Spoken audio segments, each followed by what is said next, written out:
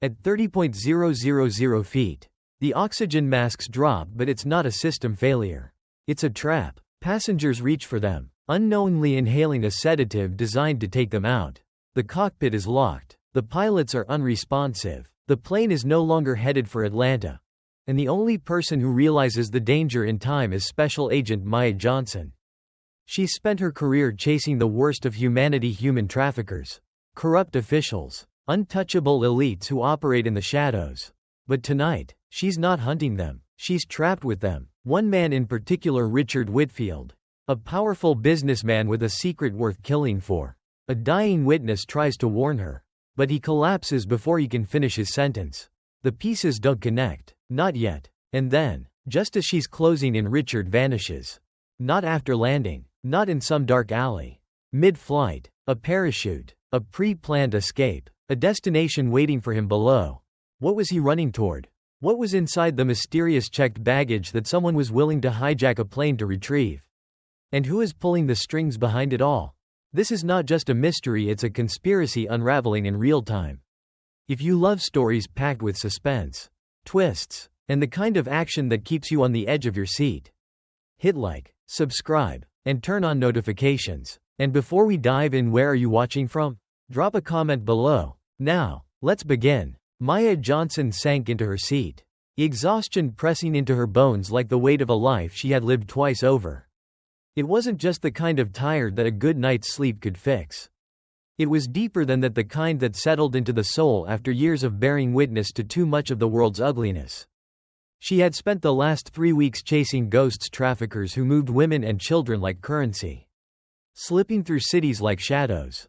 She had closed the case, put a man named Alejandro Vargas in cuffs, and freed 38 girls who would never be the same, but at least had a second chance. Now, all she wanted was 6 uninterrupted hours to stretch into the kind of sleep that didn't come in stolen increments between surveillance shifts and endless flights.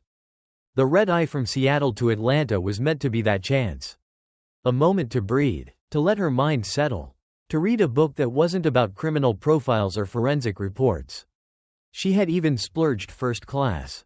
A rare indulgence, a small reward for the ghosts she had laid to rest. But life, as always, had other plans. "Excuse me, I believe you're in my seat." The voice was clipped, the tone laced with the kind of certainty that came from a lifetime of never being told no. Maya looked up to find a man staring down at her. The kind of man who always expected the world to yield. Late 50s, pressed suit, an expensive watch that gleamed under the cabin light's subtle wealth. The kind that whispered instead of shouted. She glanced at her boarding pass. 15A, she said, holding it up. "This is my seat." The man, Richard Whitfield, as she would later learn, narrowed his eyes, scanning her as if trying to place where exactly she had gone wrong in his carefully ordered universe. Her simple black hoodie, the jeans, the natural hair pulled back in a ponytail, it wasn't the image he expected in first class. Not someone like her. "There must be some mistake," he said, stiffening. "I always book the window seat on this route." Maya exhaled slowly. She had seen this before. In boardrooms, in interrogation rooms, at crime scenes where men like Richard decided who belonged and who didn't. It was never about the seat. Before she could respond, he snapped his fingers at a passing flight attendant. A young woman moving with the quick efficiency of someone who had learned that smiling through indignity was part of the job. "Excuse me, there seems to be a seating error," he said without looking at her. "This woman is in my seat." Maya didn't move, didn't blink, let the moment stretch just long enough to let the words settle. This woman, not this passenger, not this person. The flight attendant, Amber. Her name tag read, smiled the kind of smile that women in service jobs learned early. "I'd be happy to help," she said. "May I see both of your boarding passes?" Maya handed hers over without a word. Richard made a show of patting each pocket. The kind of performance designed to emphasize just how inconvenient this was for him. Finally, he produced his. Amber scanned them both, her professionalism never wavering. "Sir, you're actually in 15B, she said. "The window seat is 15A, the aisle is 15B. Richard's face flushed, the kind of red that crept from the neck up. The kind that came from a life unaccustomed to being contradicted. "That's impossible. I always get a window seat." Amber nodded, tapping at her tablet. "I understand your preference. Sir, but according to our system, this is the correct assignment. I can check if there are any other window seats available, though the flight is quite full tonight. Maya closed her eyes briefly. All she wanted was sleep. Instead, she was stuck in a moment that had played out in 100 different ways across airports, hotels, and offices where people like Richard were never quite sure how someone like her had made it into their space. Is there a problem with my sitting here? She asked. Meeting his gaze, Richard hesitated. I didn't say that, he muttered. I just prefer the window. I'm a frequent flyer. Platinum status. Amber's smile never wavered. Let me check what I can do. She tapped at her tablet again. I'm afraid all other first-class seats are occupied. Would you prefer to move to premium economy? There is a window available there. Absolutely not, Richard snapped, his voice rising just enough to turn heads. Amber remained composed. Then 15B is your assigned seat. Sir. The moment stretched. The entire plane had not yet boarded, but enough people were watching now, silent witnesses to a story they had seen play out before. Finally, with visible reluctance, Richard stowed his designer carry-on and settled into 15B. He made a show of sanitizing the armrest between them. His movements clipped, measured. Maya opened her book, trying to find her way back to the world of words instead of the weight of what had just happened. That's quite a heavy choice for in-flight reading, Richard said after a long silence. Maya glanced up. Pardon? The book, he said, nodding toward it. Wouldn't you prefer something lighter? A romance novel, perhaps? The condescension was so casual, so ingrained, that he probably didn't even hear it. Maya had encountered enough men like him to recognize the type, those who wore their privilege like an invisible crown, adjusting it only when the world refused to bow accordingly. I find inspiration in stories of people who overcome systemic barriers, she said evenly, especially women who refuse to be defined by others' expectations. Richard shifted in his seat, clearly uncomfortable. Well, we all have our interests, I suppose. The plane continued to board. A few rows behind them, a commotion began to unfold. A woman's voice, sharp and laced with something uglier than annoyance. I'm not sitting next to him. This is unacceptable. Maya turned. An elderly white woman, her hands clutched around her purse, was staring at a young Middle Eastern man trying to stow his bag in the overhead compartment. Ma'am, please lower your voice. Another flight attendant, a man this time, his nametag reading Marcus, was saying. You know what his people did to our country. The woman hissed. The young man, early 20s, clean cut, his hands shaking just slightly as he adjusted his glasses, spoke quietly. I was born in Michigan. Maya closed her book. Richard leaned in slightly. This kind of thing, he murmured, is exactly why I prefer to drive when possible. Air travel just isn't what it used to be. Maya turned to face him, the weight of his words settling like stones in her chest. And what exactly do you mean by that? Richard seemed oblivious to the sharp edge in her voice. Just that standards have slipped. There was a time when flying was a civilized experience. Now, with these discount fares, just anyone can board. Just anyone, Maya repeated, her voice measured, before Richard could dig himself deeper. Amber approached the commotion behind them. Ma'am, if you're uncomfortable, I can see if there are any other available seats. But I assure you all our passengers have been properly screened. I don't care about your screening. The woman snapped. I know what I see. The young man's shoulders sagged, his face burning with quiet humiliation. Maya stood before she had fully decided to move. I'll switch, she called out. Maya had spent her entire career listening to the quiet instincts that whispered beneath the surface of everyday life, the subtle tightening in a suspect's jaw before they lied. The weight of an unspoken truth in a victim's silence. That same instinct stirred now. As she settled into her new seat beside the agitated woman, Elaine Bishop, Maya had switched seats on principle. But something about the entire exchange, the way Richard Whitfield had watched, the way Elaine's gaze kept flicking toward the young man now seated in first class, felt off. The plane hummed with the low murmur of late-night travelers. Passengers tucking themselves into the small rituals of a long flight, adjusting blankets, angling reading lights, scrolling through their screens. But Maya remained alert. She had spent too many years learning that danger often came wrapped in the mundane. Elaine, still fuming, crossed her arms tightly. They should have warned me, she muttered under her breath. Her words clipped with the same kind of entitlement that had sparked the entire scene. Warned you about what? Maya asked, her voice even. Elaine turned slightly, as if assessing whether Maya was friend or foe. You know what I mean, she said finally. People like that. Maya let the silence stretch. She had long since learned that sometimes the best way to get someone to reveal themselves was simply to let them talk. Elaine's lips pressed into a thin line. I'm a nervous flyer as it is. And then to be seated next to, well, you understand. Actually, I don't, Maya said pleasantly. Why don't you explain it to me? Elaine blinked rapidly, caught between the expectation of unchallenged agreement and the reality of someone who wasn't letting her slip away that easily. Oh, come on, she scoffed. Don't be naive. You know exactly what I mean. You saw him. Maya tilted her head slightly, her expression unreadable. Saw him do what, exactly? Elaine exhaled sharply, her frustration evident. It's just his kind. They don't. His kind? Maya repeated, her tone mild but firm. Elaine faltered for the first time. She had expected camaraderie, or at the very least, complicity. Instead, she found herself face to face with someone who was not going to make this easy for her. Maya leaned in slightly. I want to be absolutely clear about what you're implying, Miss Bishop, because from where I sit, it appears you're making assumptions about a person's character based solely on their perceived ethnicity. And that kind of thinking has led to some of the worst chapters in history. So tell me, what exactly did you see? Elaine's mouth opened and closed like a fish gasping for air. But before she could finish, the plane shuddered slightly as the engines roared to full power, the familiar lurch of acceleration pressing them back into their seats. The cabin lights dimmed further, casting the interior in the kind of twilight that invited sleep. Maya took the opportunity to shift her attention, letting the conversation die where it belonged.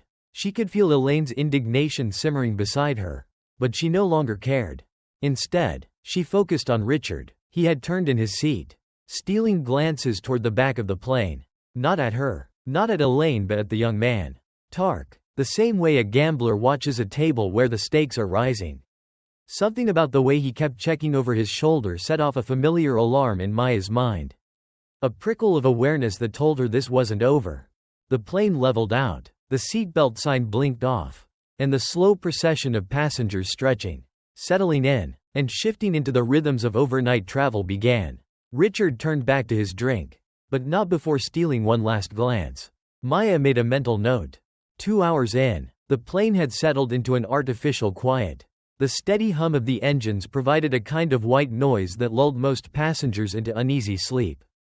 But Maya, trained by years of working cases that required her to function on broken rest, was still awake, her senses finely attuned to every shift in the cabin. She had just begun to let her mind drift when she caught something out of the corner of her eye, movement 3 rows ahead. A flight attendant, Marcus, the one who had handled the earlier commotion, was crouched beside an elderly man, his expression tight with concern. Maya immediately recognized the signs. The gentle shake of a shoulder, the low but urgent whispers, a situation unfolding just below the threshold of panic. Sir, can you hear me? Maya was already unbuckling her seatbelt before Marcus turned. Catching sight of her, his eyes flashed with relief. He was complaining of chest pain earlier, Marcus said quietly. Now I can't wake him up. Maya was beside them in seconds, her training clicking into place. Has he been responsive at all? A few minutes ago, but now his breathing seems shallow. I'm a doctor, a voice said behind them. Tark. He had already risen from his seat, his expression suddenly serious, every trace of the nervous young man from earlier gone. Maya moved aside, letting him kneel. She watched as he checked the man's pulse, then his pupils, his movements efficient and steady. We need to lay him flat, Tark said, his voice calm but urgent. Does the plane have a medical kit and an AED? Marcus nodded. I'll get them right away. Maya helped Tark shift the man carefully into the aisle, noting the grayish hue to his skin. She had seen enough medical emergencies to recognize when time was against them. Does anyone know this man? She asked, scanning the surrounding passengers. A woman across the aisle spoke up, her voice trembling. His name is Walter Simmons. He was telling me earlier that he's going to his granddaughter's wedding in Atlanta. Walter Simmons. Maya's attention sharpened. Richard Whitfield had known him, had watched him, and now, here he was, unconscious in the middle of a flight that Richard had also been on. A coincidence? Maya didn't believe in coincidences. Marcus returned with the AED and medical kit. And Tark worked quickly, his earlier shyness completely gone. "I need to open his shirt," he said, his fingers already moving to prepare the AED pads. "Can you help me?" Maya nodded, peeling back Walter's button down while Tark prepped the defibrillator. A shadow shifted at the edge of her vision. Richard Whitfield, watching. "Is there something we can help you with, sir?" she asked without looking up. Richard hesitated. Then, after a beat, he said something that made every nerve in Maya's body go taut. "I know that man," he murmured. Maya's head snapped up, her eyes locking onto his. "You know him how?" Richard's expression tightened, as if caught between options. "Business associate." Maya watched him carefully, reading the tension in his jaw, the flicker of hesitation before the answer. "Is he going to be all right?" Richard asked, his voice almost too casual. "We're doing everything we can," Tark answered, still focused on Walter. "Are you a friend of his? Do you know if he has any medical conditions or takes any medications?" "No, not a friend," Richard said, then turned abruptly back toward his seat. Maya watched him go, her gut telling her something she didn't yet have the words for. But she knew this much. Walter Simmons hadn't just collapsed. And Richard Whitfield wasn't just a businessman. Whatever had started with a simple seat assignment had just turned into something much bigger. The wheels hit the tarmac with a heavy jolt, shaking Maya from the fog of exhaustion that had wrapped around her like a weighted blanket. The red-eye flight had felt longer than it should have, stretched by the kind of tension that simmered just beneath the surface. The kind that didn't need words to be felt. Outside, the Charlotte airport was still cloaked in pre-dawn darkness, the wet sheen of the runway reflecting the glow of taxiway lights. Inside the cabin, passengers stirred, blinking groggily as the captain's voice crackled overhead. "Ladies and gentlemen, due to a medical emergency, we have made an unscheduled landing in Charlotte. Paramedics will be boarding shortly to assist the passenger in need. Please remain seated." Maya was already on her feet, watching as Marcus, the flight attendant, helped Tark keep Walter stable. The old man's breathing had steadied, but his skin was still the wrong shade of gray. His pulse too weak, too fragile. The paramedics came quickly, moving with the kind of practiced efficiency Maya recognized in all first responders. She had seen too many men like Walter before, people who weren't just sick, but scared, as if they knew something bigger than their bodies was failing them. Walter's eyes fluttered open, unfocused at first, then suddenly, urgently aware, his hand shot out, gripping the paramedic's sleeve with surprising strength. His lips parted, words pushing past whatever drugs they had given him. "Richard," he rasped. "Richard Whitfield, he's trying to." His voice faded as the sedative took hold. But Maya had heard enough. She turned sharply, searching the first-class cabin, but Richard was already standing, already watching. He wasn't panicked. He wasn't even pretending to be concerned. No, he was calculating, measuring the weight of the moment. He locked eyes with Maya, and for the first time, she saw it clearly: fear. Not the fear of a man worried about a fellow passenger, but the fear of a man who had just lost control of a situation he thought he had contained. The pieces started snapping together. The way Richard had reacted to Walter's presence. The way he had made a phone call the second they landed. His voice low and urgent. And now, the way he stood there, just still enough to look casual, just calm enough to seem like he wasn't already plotting his next move. Maya didn't wait. She pushed past the other passengers, her mind already running through the next steps. She needed to make a call. No. Several calls. The bureau. The field office in Atlanta. A name like Richard Whitfield wouldn't exist in a vacuum. If Walter Simmons had risked his last coherent breath to warn her, it meant something. It meant everything. She barely registered the airport terminal as she stepped off the jet bridge, her fingers already moving over her phone screen. Need a background check on Richard Whitfield. Possible connection to case ACT 7729. Also, Walter Simmons just taken to a Charlotte hospital. Urgent. She sent it to the only person she trusted in the Atlanta office. Her old partner. Someone who knew her well enough to understand when she said urgent. She meant right now. The reply came faster than she expected. Whitfield is on the periphery of a pharmaceutical black market investigation. Nothing concrete. Simmons is unknown. Keep distance. Observe only. Local agents en route. Observe only. Right, because that always worked out so well. She glanced toward the terminal windows, where the ambulance carrying Walter was already pulling away, its lights flashing against the glass. She should have been on it with him, but it was too late for that now. A movement caught her eye. Richard. He was standing near a closed coffee kiosk, just out of earshot of the other passengers. His phone pressed tight to his ear. His body was angled slightly away, but his voice carried just enough for Maya to catch fragments of the conversation. Complicated, yes. Simmons is being transported now, no. He didn't say anything specific, recognized me. Though, I know what's at stake. I'll handle it. A man like Richard didn't handle minor inconveniences. A man like Richard eliminated them. Maya moved quickly, positioning herself near a water fountain just close enough to hear the last thing he said. The shipment is still on schedule for tomorrow night. Everything's in place at the Atlanta warehouse.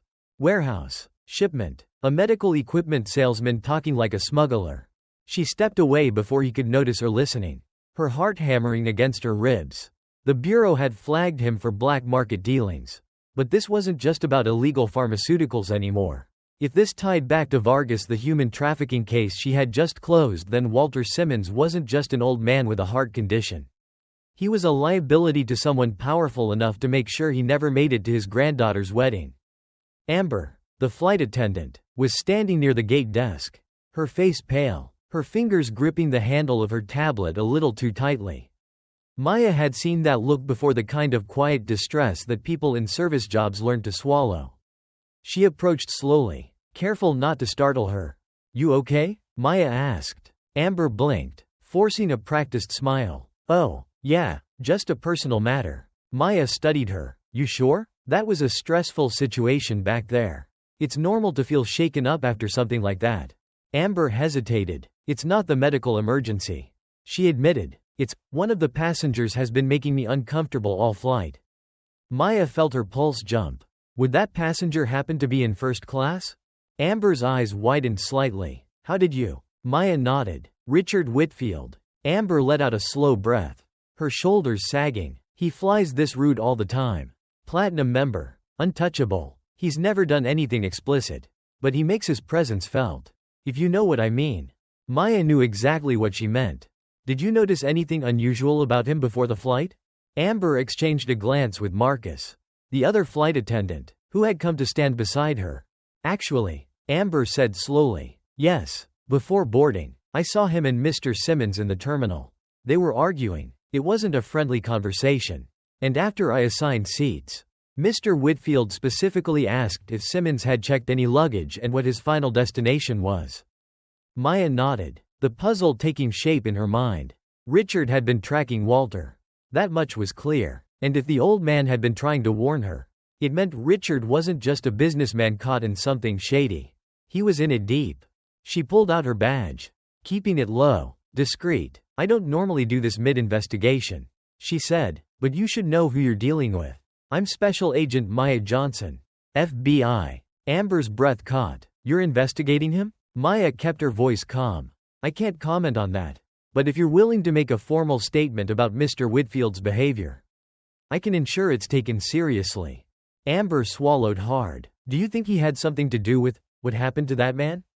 "I think," Maya said carefully, "that we're about to find out." She turned toward the reboarding line, scanning the faces of passengers filtering back onto the plane. Richard was there, slipping effortlessly back into first class like nothing had happened. Maya followed, sliding into her seat beside him once more. Richard looked up in surprise. "I thought you switched seats permanently." Maya smiled, slow and deliberate. "Change of plans." She leaned in slightly, lowering her voice just enough for only him to hear. "Tell me, Mr. Whitfield, how well did you know Walter Simmons?" She watched as the color drained from his face. The moment the plane lifted off again, climbing into the darkness toward Atlanta, Maya felt it, the shift. The invisible current of tension that pulled everything just a little tighter. It wasn't in the air or the engines or the soft chime of the seatbelt sign flicking off. It was in him. Richard Whitfield sat stiff beside her, his fingers curled around his whiskey glass, his jaw locked in a way that betrayed how hard he was trying to keep his composure. For a man who had spent the last few hours posturing with the entitled ease of someone who had never been denied anything. It was a noticeable crack in the surface. She let the silence stretch between them, the cabin settling into the quiet hum of overnight travel. The low glow of reading lights flickered sporadically across the first-class cabin, illuminating glimpses of faces, some exhausted, some indifferent, some like Richard, hyper-aware of the game that was unfolding. Finally, he exhaled, a measured thing. "You're very persistent, Agent Johnson." Maya tilted her head slightly, amused at the way he said it, as if this were a minor inconvenience rather than a situation rapidly slipping beyond his control. "Persistence keeps people like me alive," she said. "People like you? Not so much." His fingers tightened on the glass. "I don't know what you think you've uncovered, but you're making a serious mistake." Maya leaned in slightly, just enough that her voice didn't need to rise. "That's funny," she murmured. "Walter Simmons said the same thing, right before he lost consciousness." Richard's expression barely shifted, but it was there, a flicker, a shadow passing through his carefully constructed mask. Maya had spent years reading liars. And Richard wasn't a bad one, he just wasn't. "I'm sure it was just unfortunate timing," he said smoothly, lifting his drink, though he didn't actually take a sip. "You must be awfully unlucky then," Maya said, studying him. "First, you just happens to." His nostrils flared slightly at the sound of his first name coming from her mouth. Power had a way of warping men like him, of convincing them they were untouchable. Maya had spent her career touching the untouchable. "This is ridiculous," he muttered, shifting in his seat. "You can't just harass a man mid-flight." Maya smiled. "Harassment? That's a strong word for a conversation." She took a sip of water, letting the moment linger. "Of course, you could clear this up. Tell me about your business. Tell me why Walter was afraid of you. Tell me what kind of shipment you're expecting at an Atlanta warehouse tomorrow night." Richard went completely still, and that was the moment Maya knew. He covered quickly, shaking his head with a dry chuckle. "My God, you really think you've got something, don't you?" Maya said nothing. She didn't need to. He turned toward her, lowering his voice. "Listen to me very carefully. Agent Johnson, you have no idea who you're dealing with. You think you're digging into some grand conspiracy. But you're nothing more than an inconvenience to very powerful people. People who don't tolerate inconveniences." Maya let the threat hang in the air between them, considering it. Then she leaned in, her voice just above a whisper. "The problem with powerful men, Richard, is that they always assume they're the only ones with power." She let the words land, then turned back to her book, flipping a page she hadn't even been reading. The moment passed, but the weight of it remained, thick as turbulence. 2 hours in, the flight was quiet again. The world outside the cabin a black void stretching endlessly beneath them. Richard hadn't spoken since their exchange, though she could feel his tension radiating beside her, a caged animal waiting for the right moment to lunge. Then, suddenly movement, a murmur, a ripple of unease threading through the cabin. Maya caught it immediately, the hushed voices of the flight attendants. The way Marcus moved toward the cockpit, speaking urgently into the intercom. She was out of her seat before she even knew why. Instinct pulling her forward. She reached Amber first. "What's going on?" Amber's face was pale. "A security issue," she said, her voice tight. "There's been an incident with a passenger and coach." Maya didn't wait for an invitation. She moved, slipping through the curtain into economy, where the hum of quiet conversations had turned into something sharper: fear. Confusion. The kind of unsettled energy that came when people sensed something was wrong but didn't yet understand what. She saw it immediately. A flight attendant kneeling beside a seat, pressing a hand to the chest of a slumped-over man. His skin was pale, his breathing shallow, and Maya recognized him. Walter Simmons. Or at least, she thought it was Walter Simmons, until she took a step closer and saw the blood. It was subtle, a dark bloom beneath his jacket, just below his ribs. But Maya had spent enough time at crime scenes to know exactly what she was looking at. A stabbing. Mid-flight. Her pulse jumped, but her mind stayed steady. She dropped into a crouch beside Marcus, her voice low, controlled. "What happened?" "We found him like this," Marcus whispered. "I don't know how." Maya's gaze flicked to the overhead compartments, the narrow spaces between seats. A plane was an impossible place to commit a crime without being seen. Which meant the person who had done this was still close. And they were watching. She pressed a hand lightly to Walter's pulse. Faint, weak, but still there. He was alive. For now. Her eyes lifted, scanning the cabin, searching for a face that didn't belong. For the wrong kind of stillness. The wrong kind of breath. The attacker was here, and Maya had just run straight into their trap. A movement to her left.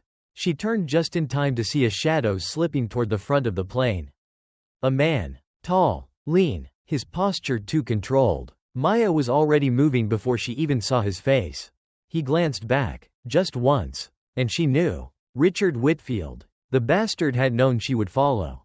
He smiled, and then he disappeared through the cockpit door. Maya moved before she had time to think, her body operating on instinct as her brain struggled to catch up. Richard Whitfield had just walked into the cockpit mid-flight. That alone sent alarms blaring in her head. A man like him didn't make moves unless he was sure of the outcome. Which meant he either had control over what was happening in that small, locked room, or he was desperate enough to try. Either way, it meant danger. She pushed forward, weaving through the narrow aisle, ignoring the stunned looks of passengers who had yet to register that something was terribly wrong. Walter Simmons lay bleeding in coach, his pulse fading, and Maya didn't have the luxury of waiting for help. The second Richard disappeared through that door, everything had changed. Amber, the flight attendant, was already moving toward the front of the plane, her face tight with controlled panic. The cockpit door locked the second he went in. She said under her breath, matching Maya's pace, "We don't have access." The pilots, she swallowed hard, eyes flicking toward the intercom panel as if she could will a response through sheer force. They're not responding. Maya's mind was already calculating, mapping out possibilities at lightning speed. The worst-case scenario? A hijacking. That was the obvious fear. The one people leapt to. But Maya knew this wasn't about terrorism. This was about Richard, about whatever he was so desperate to contain, and about whatever was waiting for them in Atlanta. The curtain separating first class from the rest of the cabin fluttered as Marcus, the other flight attendant, appeared, his face pale. "Walter's still alive," he said quickly, glancing between them. "Tark is keeping pressure on the wound. But he's bad. We need to land." Maya nodded, then turned back to Amber. "How do we get inside that cockpit?" Amber hesitated. "There's a keypad," she said, lowering her voice. "The crew has an emergency override code. But if someone inside the cockpit manually locks it from their side, the keypad is useless. If the pilots aren't responding." She didn't finish. Maya already knew. The cockpit wasn't just locked. It was controlled. The plane jolted slightly as if to confirm her thoughts. The kind of subtle movement that only someone who had spent years on planes would recognize. A course adjustment. Not dramatic. Not yet. But deliberate. Maya's pulse slammed against her ribs. Richard wasn't taking over the plane. He was redirecting it. She spun toward Marcus. "Tell the passengers to stay calm. No one moves unless I say so." Then, to Amber, "How much communication do we have with the ground?" Amber's hesitation was all the answer she needed. Maya pulled in a slow breath. Fear was a useful thing when controlled. But right now, it had no place in her mind. What mattered was action. What mattered was stopping Richard before this turned into something worse. And that meant getting inside that cockpit. Her hand brushed against the weight of her badge. But it meant nothing up here. 30,000 feet in the air. The rules of authority didn't apply when a man like Richard Whitfield decided he had nothing left to lose. She needed another way in. She turned toward Amber. "The keypad, how long is the override code?" Amber blinked. 6 digits. "But like I said, if the pilots locked it from their side, it won't work." Maya finished the sentence for her, already looking past her toward the cockpit door. "Unless we force them to unlock it." Marcus let out a disbelieving breath. "How exactly do you plan to do that?" Maya didn't answer. She was already moving, scanning the overhead compartments, the seats, the walls of the plane itself. Planes were designed for safety, which meant they were designed with redundancies, which meant, there, the maintenance panel, just behind the curtain, near the galley. She stepped toward it, fingers working fast, prying open the small metal access door. Behind it, wires, circuits, switches, a system designed for flight engineers, not passengers. But Maya wasn't just a passenger. And she knew enough about pressure points to know that sometimes, all you needed was the right kind of inconvenience to force a response. Her fingers found the emergency lighting control. She flipped it. Instantly, the cabin lights went out, replaced by the dim red glow of backup illumination. A ripple of unease moved through the passengers. But no one panicked yet. She waited, counted. 1, 2, 3. Nothing. She needed something bigger. Her gaze flicked down, next to the lighting control. A circuit labeled Captain Comm. Cockpit communication. A direct override. Maya reached for it then stopped. Her mind was a second ahead of her body, realizing the risk just before she took it. If she cut cockpit communication, she might force Richard's hand, but she might also blind the pilots to anything happening outside the plane. If they were still conscious, if they were even alive. Too many unknowns. Her fingers hesitated. Then, before she could decide, a sharp crackling sound filled the cabin. The intercom. A voice. But not the captain's. Richard Whitfield's. "Good evening, passengers," he said, his voice as smooth as ever. "I apologize for the disruption, but I wanted to reassure you that everything is under control." A pause. Then, almost amused, "I see you've noticed the change in course." Maya felt her jaw tighten. Damn him. This is simply a necessary precaution. Richard continued, "You see, there are people on this plane who seem to believe they have more power than they actually do." Another pause. "I'm speaking, of course, about Special Agent Maya Johnson." Silence. Then, a slow murmur rolled through the cabin. Maya's pulse remained steady, but she could feel the shift the way the passengers' eyes darted toward her. Some searching for reassurance, others for answers. Richard's voice returned, laced with quiet menace. "Agent Johnson," he said, "I suggest you take your seat." Maya didn't move. He chuckled, still stubborn. "I respect that, but you should know something before you decide to be a hero." Another pause. Walter Simmons wasn't supposed to make it onto this plane. A chill rippled through Maya's spine. And yet, Richard continued, there he was, sitting quietly, waiting for someone like you to notice him. He knew Walter had reached out. Maya's fingers curled into a fist. Richard let the silence linger, like a cat playing with a half-dead mouse. "Now, I don't want to make this any more complicated than it needs to be. So here's what's going to happen." Another pause. "The plane will continue to its new destination. I will disembark, and you, Agent Johnson, will let me go." Maya's breath stayed even. "And if I don't?" The intercom crackled. "Oh, Maya," Richard sighed, "let's not pretend you have the upper hand here." A long pause. Then, "Check the lavatory in first class." Maya went still. The cabin did too, as if the plane itself had held its breath. Then, slowly, deliberately, she turned. Her feet moved on autopilot, carrying her toward the closed door of the first-class lavatory. She reached for the handle, opened it, and there, slumped against the wall, was the captain, unconscious. Maya didn't have time to process it before she heard Richard's voice one last time. "Like I said," he murmured, "everything is under control." Maya had seen many things in her years as an agent, crime scenes that stuck to the skin like the ghost of a bad dream. The kind of raw fear in a victim's eyes that never faded. The quiet, practiced lies of powerful men who thought they would never be caught. But there was something uniquely chilling about the silence inside that lavatory. The captain's body was slumped awkwardly, his uniform slightly wrinkled, as if he had just stepped in for a routine moment of solitude before unconsciousness had claimed him. His breathing was slow but present, the shallow rise and fall of someone who had been sedated. Not dead. That was the only mercy Richard Whitfield had left behind. He hadn't killed the pilot. Not yet. Maya reached for the man's wrist, pressing 2 fingers to his pulse. Slow, but steady. A small relief. But relief was a luxury she didn't have time for. She glanced up at the mirror above the sink, catching her own reflection, shoulders squared, jaw tight, eyes sharp with the kind of clarity that only came in moments like these. The reflection of a woman who had been pushed too far.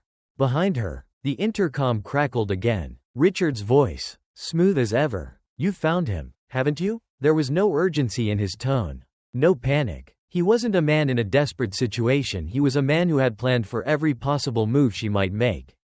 "You see, Maya, I don't enjoy chaos. I prefer things to run smoothly, predictably, which is why I made sure that this flight, my flight, was operating on my terms." Maya stepped back into the aisle, shutting the lavatory door gently behind her. She could feel the weight of passengers' stares pressing against her skin. Their hushed voices swirling like a low current of unease. Richard had done more than seize control of the plane, he had seized control of perception. He had turned her from the quiet protector in the background to the woman whose very presence was now a question mark. A problem. The passengers didn't know what she knew. They hadn't heard Walter Simmons's last words. Hadn't seen the fear in Amber's eyes. Hadn't watched Richard pacing in the terminal as he made his call. All they knew was that a man with a calm voice had just told them that she was the outlier. She turned her gaze toward first class. Richard was still seated, legs crossed, hands steepled in his lap. Watching, waiting, he was enjoying this, the slow tightening of the noose around her. Maya had seen men like him before, men who wielded power in ways that never left fingerprints. Who built empires on the silent agreements of those too afraid to challenge them. Men who operated in the shadows. Because the light was never kind to people like them. She moved before she could second-guess herself. Striding toward him, steady, unhurried, the way a lioness approaches her prey. The passengers leaned away slightly as she passed, unsure of what exactly was happening but aware that something was. The flight attendants were frozen, caught between duty and the dawning realization that their safety was no longer in their hands. Maya stopped just beside Richard's seat, lowering herself slightly so that their eyes met at an even level. "Tell me," she said, voice measured, almost pleasant, "what's the plan here? You think you can land this plane yourself? Or were you planning on negotiating your way out of this?" Richard smiled. It was the kind of smile that had probably gotten him out of 1,000 uncomfortable conversations. The kind that reassured shareholders and smoothed over government contracts. "Maya," he murmured, tilting his head slightly, "I don't need to land the plane. I just need to reach my destination." Her jaw tightened. "Atlanta." Richard chuckled softly. "Very good. And yet, you still don't quite understand. Do you?" He leaned in slightly, lowering his voice to something just above a whisper. "You think this is about me? It's never been about me. I'm just one piece of something much larger. A system that has been in place long before you and will continue long after you." His gaze flickered, just briefly, toward the cockpit door. "What happens next isn't up to you anymore. It never was." Maya didn't blink. She could hear her own pulse pounding in her ears. Could feel the slow, creeping dread curling in the pit of her stomach. Richard wasn't bluffing. He wasn't a man who made threats just to make them. Which meant he had another card to play. Something she hadn't seen yet. And then, like a slow-moving storm rolling in from the horizon, realization settled. He's not alone. Maya straightened, her fingers flexing at her sides. If Richard had an accomplice, it changed everything. It meant that while she had been so focused on him, someone else had been working unnoticed. And if they were already inside the cockpit, the plane jolted, subtly, almost imperceptibly, but Maya felt it, a shift, a change in course. Her eyes snapped to Richard, but his smile didn't waver. He simply sat back, adjusting his cuffs, exhaling as if he were merely a passenger enjoying the turbulence. "You're running out of time," he said softly. Maya's mind raced. If she was right, if someone else was controlling the cockpit, then she had only minutes, maybe even seconds to act. She turned sharply toward Amber and Marcus, who were still standing near the galley, their eyes wide with the kind of fear that came when you realized you were no longer just a witness but a participant in something bigger than you ever intended. "Do you have access to the cargo hold?" she asked, voice low, urgent. Amber hesitated. "Why, yes. But why?" "Because we need to cut the plane's Wi-Fi and communications," Maya said. Now, Marcus's brow furrowed. "But do it," she snapped, "and tell the passengers to stay in their seats. No matter what happens next." Amber nodded shakily before disappearing toward the back of the plane.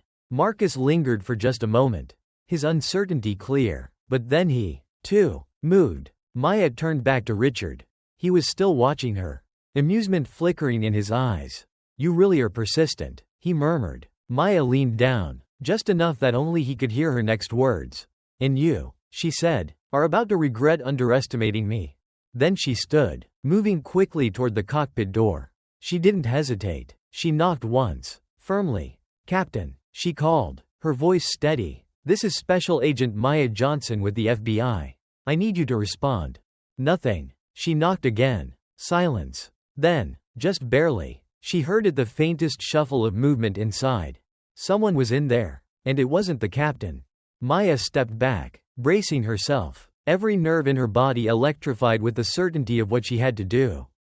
Richard had set this in motion. But he had made one mistake. He had assumed she would play by the rules. Maya never played by the rules.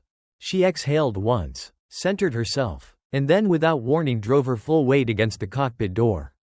The impact sent a sharp jolt through Maya's shoulder. But she barely registered the pain. The cockpit door didn't budge.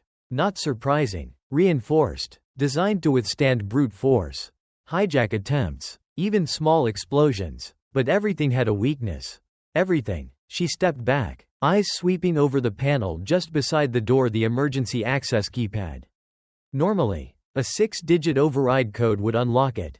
But if someone inside had manually engaged the lockdown, the keypad was worthless. She had seconds, maybe less, before Richard's accomplice inside realized she wasn't going to wait for an invitation. She turned, scanning the cabin. Amber was at the rear of the plane, crouched beside the service panel, her fingers moving quickly over a small touchscreen. Good, that meant she was following orders. If they cut external communications, they'd force whoever was in that cockpit to improvise. And that was what Maya needed. Control wasn't just about power. It was about forcing your opponent into unfamiliar territory. She felt Richard watching her. Still seated, still eerily calm. He wasn't stopping her, not yet, which meant he was waiting, expecting something. The plane jolted again, slight, barely noticeable, but Maya felt it, a change in altitude, a shift in heading. It confirmed everything she already knew. The person inside that cockpit wasn't waiting for permission. They were already adjusting course.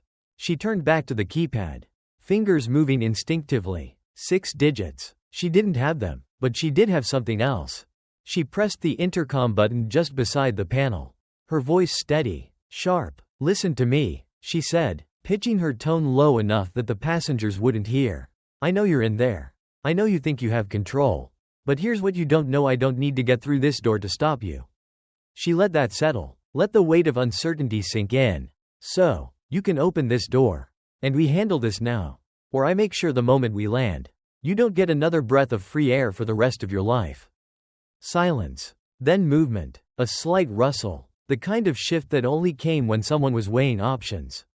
She had them thinking. She needed more. Maya turned her head slightly, speaking just loud enough that Richard could hear her without turning. "Tell me, Richard," she said, "how good are you at calculating risk?" Richard exhaled through his nose. Amused. "That's my specialty." She smiled. "Then you already know your odds aren't great." A pause. Then, finally, Richard set his glass down, leaning forward slightly. "You're clever, Agent Johnson, but you're still thinking too small." Maya tensed, but she didn't let it show. "Enlighten me." Richard tilted his head slightly, like a man considering whether his opponent was worth his time. "You think I'm afraid of prison? I'm not." His voice was measured, steady. "You think I planned this out to escape? I didn't." Maya's mind raced, analyzing, scanning for gaps, for tells. "Then what did you plan?" Richard smiled. "To win." And that was the moment the oxygen masks dropped. Gasps erupted through the cabin as the masks dangled in front of stunned passengers. A ripple of confusion spread through the plane, people reaching, fumbling, hesitating between fear and logic.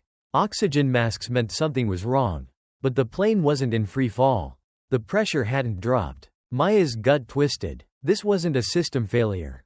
This was them. The panic Richard had been waiting for. She pivoted fast, pressing the intercom again. "Don't put on the masks."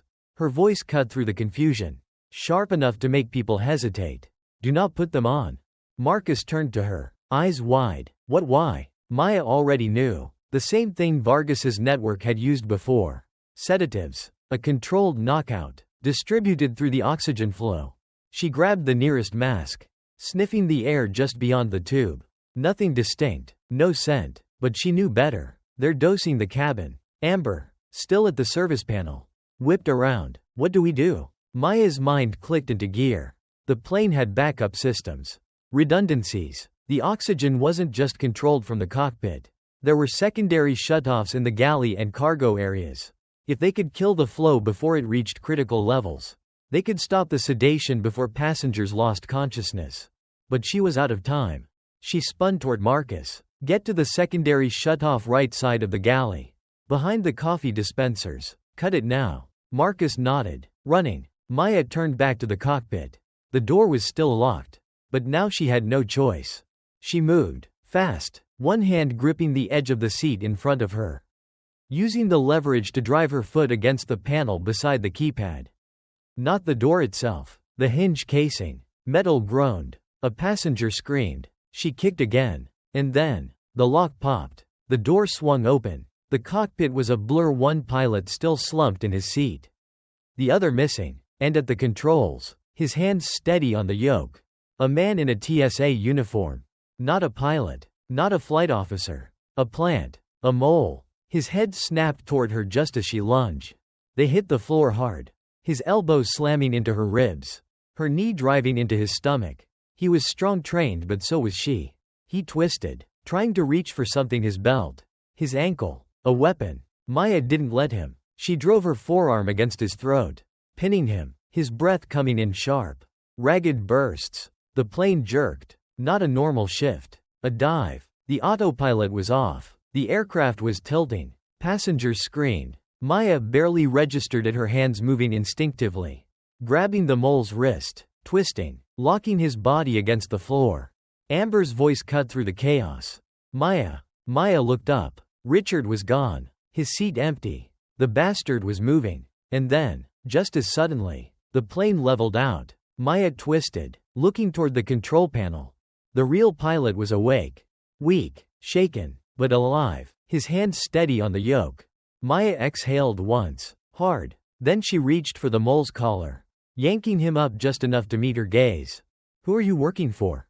The man didn't answer. Didn't need to. His eyes flicked toward the exit row. And suddenly, Maya knew. Richard hadn't planned to land in Atlanta. He had planned to jump. She spun, bolting back into the cabin. Scanning there. The rear emergency exit. Slightly unlatched. A parachute bag strapped to the empty seat beside it. Maya moved. Fast. But by the time she reached the door, Richard Whitfield was already gone. Vanished into the night sky. Free falling toward whatever dark salvation he had waiting below. Maya stood at the emergency exit. The wind howling through the narrow gap where Richard Whitfield had just vanished into the night. The pressure change had triggered alarms. The cabin lights flickering as the plane's automated systems fought to stabilize. But she barely heard them. She was already moving, her mind calculating even as her body ran on instinct. Richard was gone. A man who had spent years operating in the shadows had just taken the ultimate escape route. Vanishing into the darkness thousands of feet above the ground. But he wasn't running away. No, this was something else. A maneuver. A redirect. He was going somewhere, and that meant someone was waiting for him. Maya turned, pushing through the chaos in the cabin. Amber and Marcus were securing passengers. Voices tight with the kind of forced calm that masked panic. The pilot, though weak, was back in control, his hands steady on the yoke. The oxygen mask situation had been neutralized before it could do real damage. The sedative hadn't fully dispersed. They had stopped it in time. But this wasn't over. She crouched beside the unconscious mole still sprawled on the cockpit floor. His TSA uniform was just a costume. But the wrist tattoo barely hidden beneath his sleeve wasn't. A small, jagged insignia and abstract design she had seen before. Not in any official database. But in the kind of off-the-record files that only seasoned agents knew how to access. The Atlanta Consortium. That confirmed it. Richard hadn't been bluffing. This wasn't just about him. It was bigger. And whatever he had set in motion tonight wasn't stopping just because he had jumped. She pulled out her phone, typing a quick message with her free hand. Fingers moving fast. Richard Whitfield has exited the aircraft. Parachute deployment. Suspect en route to unknown location. Requesting immediate ground tracking near Atlanta perimeter. The response came almost instantly. Confirmed. Intercept teams mobilizing. They would try to track him. But Richard was slippery. He had planned this too well. Which meant she needed something else, something he hadn't planned for. Maya exhaled, forcing her pulse to slow. Think. Her eyes flicked to Walter Simmons. The old man was still barely conscious. But alive. Tark was beside him, monitoring his pulse. Walter had been Richard's target from the beginning. The question was why? She moved to Tark's side, lowering her voice. Does he have anything on him? Documents? A phone? Tark shook his head. They took his belongings when the paramedics got to him earlier. But before he passed out, he said something to me. Maya tensed. What? Tark glanced at the unconscious man, then back at her. He said, the shipment isn't what they think it is. Maya's breath hitched. Not who? What? Richard hadn't been smuggling people this time. He had been smuggling something else. And whatever it was important enough to hijack a plane for. She turned sharply to Amber. I need the passenger manifest. Amber hesitated only for a moment before hurrying toward the galley. A few seconds later, she returned with the list. Maya's eyes scanned it fast. Too fast. She forced herself to slow down. Focus. And then she saw it. One checked bag. Walter Simmons had no luggage when he boarded. But his ticket had been booked with a baggage claim. That bag was still in the cargo hold. Maya's mind snapped to attention. If Richard had been tracking Walter before the flight, if he had gone through the trouble of taking control of a plane just to eliminate him, then it wasn't just about keeping Walter quiet. It was about whatever was in that bag. Maya looked up at Amber. We need to check the hold. Amber hesitated. We what? Maya, we're still in the air. Maya's voice was steady. Then we do it before we land. The cargo hold was accessible, but it wasn't built for casual walkthroughs. Still, she'd done worse in worse conditions. Amber led her to the access hatch near the galley, unsealing it with shaking hands. Maya descended carefully, moving through the narrow passage, the low hum of the plane vibrating through the walls. The luggage was stacked and secured. The air colder here. She moved quickly, scanning the tags until she found it. Walter's checked bag. It was heavier than expected. The kind of weight that meant something dense, something valuable. She crouched, pulling out her knife, slicing through the zipper. The fabric peeled back. Inside, neatly packed and secured, pharmaceutical vials, dozens of them. Maya's breath caught. Not just any vials, test samples. She recognized the labels immediately. A biotech firm out of Atlanta. One she had seen referenced in old case files before, linked to the consortium's financial records. This wasn't about standard drug smuggling. This was about something worse. She lifted one of the vials, tilting it toward the dim overhead light. The name printed on it was unfamiliar, but the classified trial number beneath it wasn't. She had seen it before, in connection to the Bureau's closed investigations on experimental bioweapons. Maya sucked in a slow breath. This was it. This was the missing link. Richard hadn't just been moving stolen goods. He had been moving untested pharmaceuticals, the kind that never made it to market because they were too dangerous, too unpredictable. The kind of drugs designed for control, for warfare. Her fingers tightened around the vial. Walter had known. That's why they had tried to kill him. This wasn't about smuggling. This was a controlled leak. Richard had been orchestrating something much bigger than a simple operation. He had been preparing a test. And Atlanta? Atlanta was about to become his laboratory. Maya moved fast. She secured the bag, hoisted it over her shoulder, and climbed back into the main cabin. Amber and Marcus were waiting. She didn't waste time. We need to land now. The pilot, still regaining his strength, nodded weakly. Already on it. Air traffic control has us cleared for emergency descent into Atlanta. Maya's phone buzzed. She checked it fast. Ground team lost visual on Whitfield. No confirmed landing site. Damn it. Richard was gone. Again. But this time, she had something real. She turned back to Tark. Walter needs to be taken into protective custody the second we land. And this, she lifted the bag, needs to go straight to the Bureau's forensic team. Tark nodded. You think this is part of something bigger? Maya's jaw tightened. I don't think. I know. The plane began its descent. The lights of Atlanta sprawling out beneath them. Richard Whitfield had vanished into the night. But his plan? His plan was still in motion. And whatever came next, Maya knew one thing for certain. She wasn't just chasing a man anymore. She was chasing a war.